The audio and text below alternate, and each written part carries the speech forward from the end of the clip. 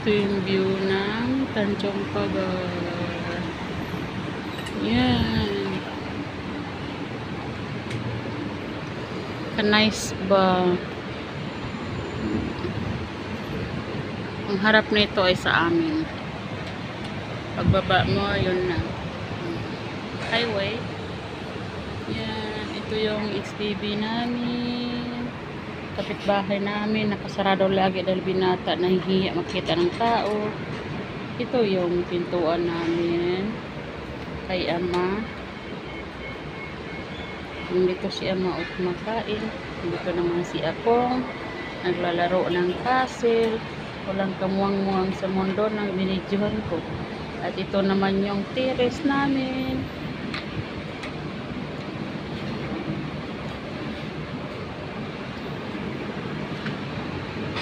Yan lang po ang view namin dito, view ko dito sa Tanjong Pagar.